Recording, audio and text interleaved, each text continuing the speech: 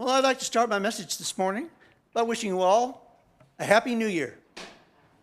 Or should I say, Happy Samhain. Samhain, as you might know, is an ancient Celtic name for a 3-day holiday that's known by many other names. It includes Halloween, All Hallows Day, All Saints Day, All Souls Day, and of course, Dia de los Muertos. In our secular version, the holiday evokes ghosts, goblins, skeletons, and masks. Originally, though, the midpoint of autumn was a time when the walls came down between the worlds. The veils became thin between humans and spirits. The living might hope to communicate with the departed, or in the Mexican tradition, even share a meal. It is regarded in some quarters as the Pagan New Year. So today, I'd like to talk about the religious tradition that gave us Halloween, along with many other so-called Christian holidays. For me, it started 66 years ago when I was born a pagan. I didn't know it at the time. It took me 25 years before I was born again. I discovered that I had been a pagan all along. It's that way for many pagans. No light shines down from the heavens. No goddess appears. What happens instead is that you've been having puzzling experiences. They feel spiritual, but they don't fit into any dogma that you've ever been taught. Then, one day, you run across a strange book, or you stumble into a mysterious ritual, and the pieces of the puzzle suddenly fall into place. As one born-again pagan told the late NPR reporter Margot Adler, "I always knew I had a religion. I just never knew it had a name." It's a pity that the name has gotten such a bum rap for at least 2,000 years. Hear it, and the picture that springs to mind is somewhere between Cecil B. DeMille and spring break on South Padre Island. You can't help but mutter, "Godless pagans." Well, the truth is, pagans are not godless. In fact, we have more gods than anyone else. What's more, our gods are usually not jealous ones. You can be a born-again pagan and go right on being a Christian, a Muslim, or an atheist. Your old God just has to make room for a few more. Most pagans are polytheists, worshipers of multiple deities. The world's spiritual traditions are a Luby's buffet, and you can squeeze Aphrodite, Shiva, Jesus, and white buffalo calf woman all onto the same altar. Now, if the idea of a pick-and-choose religion strikes you as shallow, you might reflect that newer faiths have always picked and chosen from older ones. For example, the Christian holiday, called Easter, takes both its name and its timing from the festival of a Saxon moon goddess. Her symbols of fertility include both the egg and the bunny rabbit. And again, this eclectic spirituality might remind you of classical Unitarian Universalism. I became a UU in part because the seventh principle celebrated the interdependent web of existence. Its sixth source was spiritual teachings of earth-centered traditions, which instruct us to live in harmony with the rhythms of nature.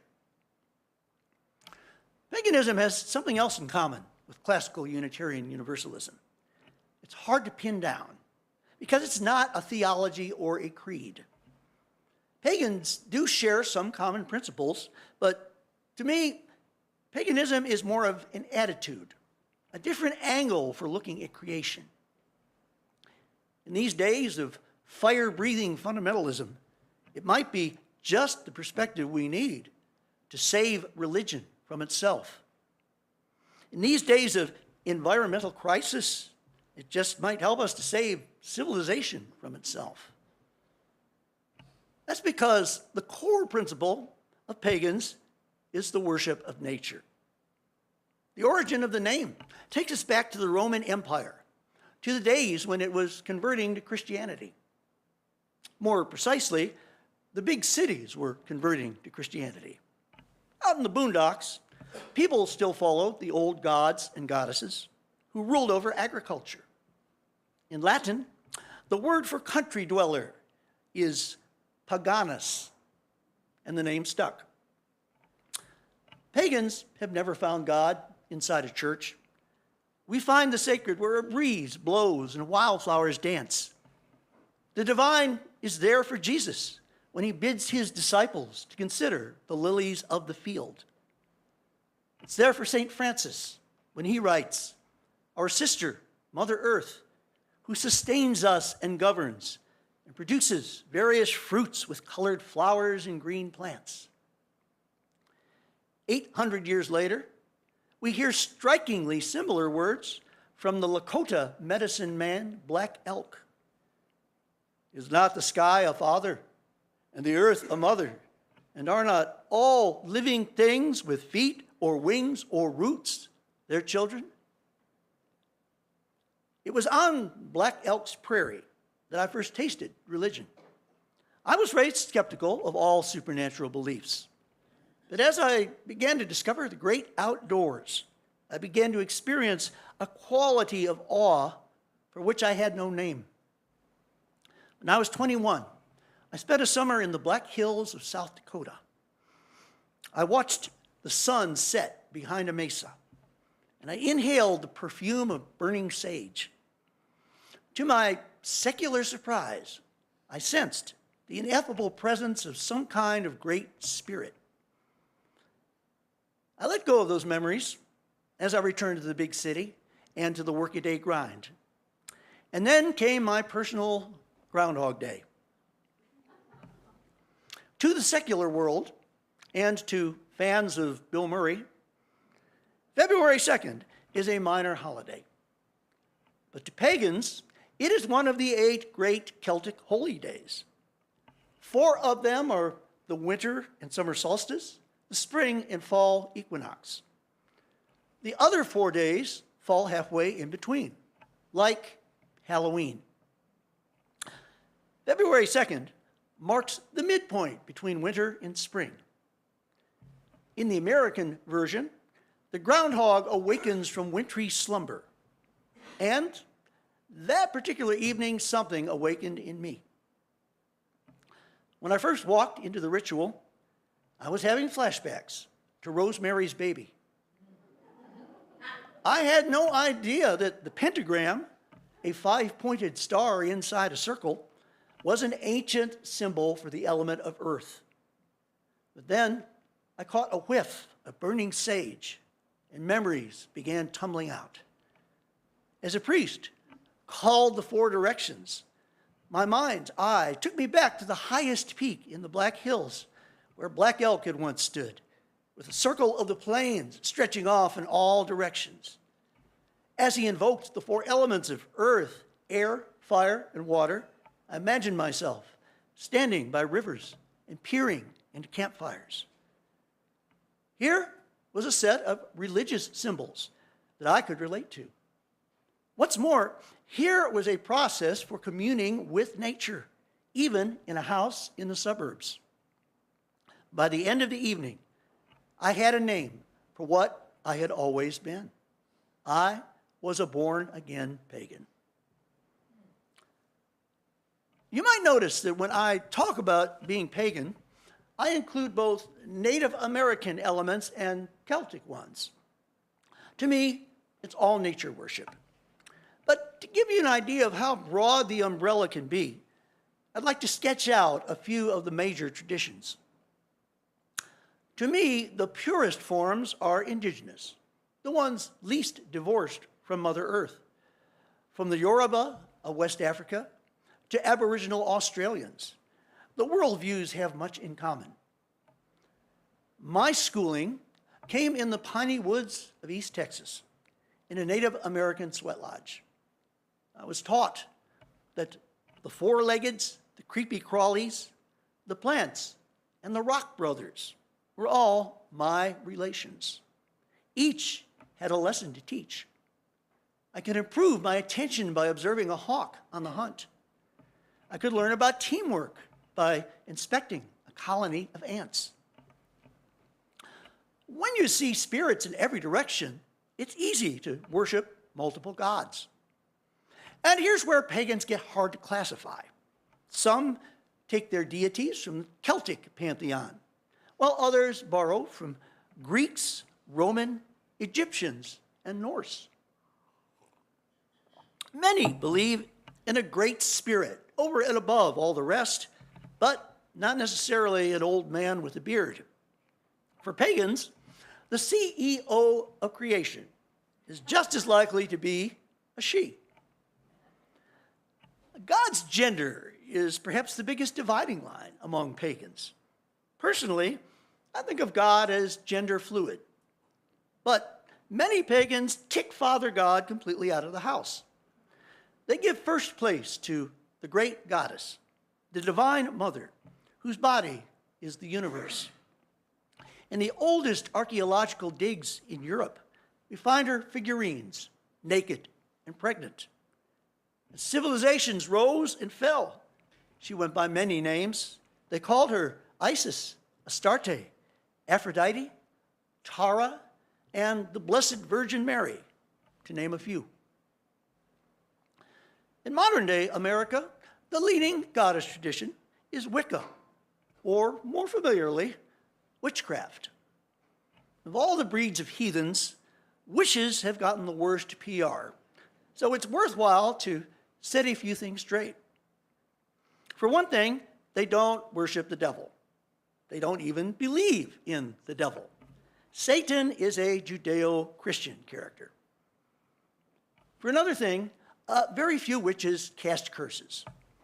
That's because they believe in the threefold law, which is a sort of triple scoop karma. It cautions that every action you send out into the world will boomerang back on you, not once, but 3 times over. What today's witches are really doing, in my view, is reconstructing a European tradition of nature magic, one that was wiped out by witch hunts centuries ago. The Old English meaning of Wicca is to bend. And the aim of many Wiccans is to bend reality. They attempt it by bending their own minds, which they believe are invisibly connected to the forces of nature. Their techniques for altering consciousness are not so different from an old-fashioned Catholic Mass. They use incense and music, color and chanting to speak directly to the unconscious. Of course, they use other practices that you don't normally find in church.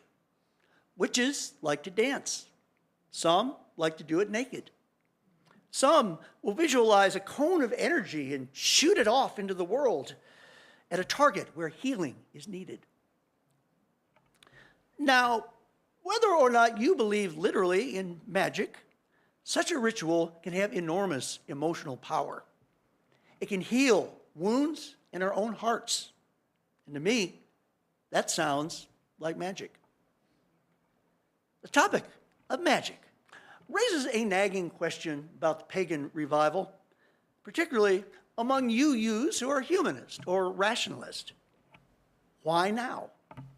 In an age of progress, why go back to our most primitive religious beliefs?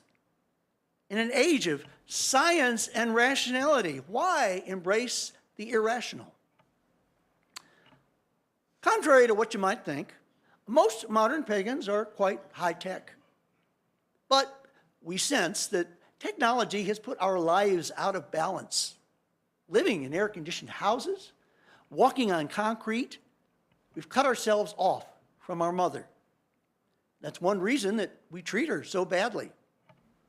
And as anyone can tell you who has survived a Gulf Coast hurricane or a western wildfire, she's getting upset. Nowadays, The science of ecology is striving to mend technology. Organic farming, green building, and renewable energy make technology more sustainable. But paganism adds a spiritual dimension. It's hard to clear-cut an old forest if you see the trees as your brothers and sisters. A deeper lesson of spiritual ecology is that when nature slides out of balance, so too does human nature. When psyches tip too far to the rational, people start doing very irrational things. They calculate just how much arsenic is safe to drink, or how many nuclear weapons are safe to hold. They drill deeper for oil, while their coastal cities are getting flattened by floods. Pagans offer us techniques to bring our conscious and unconscious minds back into balance. And they're ones that have worked for thousands of years. When insanity masquerades as reason, it may be that an ecstatic dance, a drum circle, or a sweat lodge is just what the witch doctor ordered. It's cheaper than therapy and a whole lot more fun. And fun is another thing that a pagan perspective can bring to mainstream religion, to creeds that are obsessed with guilt and sin. Pagans say, lighten up. The pleasure principle is as sacred as faith, hope, and love. Writes the California witch Starhawk, the world is not a flawed creation, not something which we must escape, not in need of salvation or redemption. Witchcraft does not maintain, like the first truth of Buddhism, that all life is suffering. On the contrary, life is a thing of wonder. For a born-again pagan, the Garden of Eden is neither a myth nor a fragment of history. It is our birthright. It is a living reality which opens its gates to us in the moments that we open our eyes. Why paganism and why now? Because our time is short. If we are to head off climate change, mad science, and holy wars, if we are to be born again as a sustainable civilization, we've got to get ourselves back to the garden.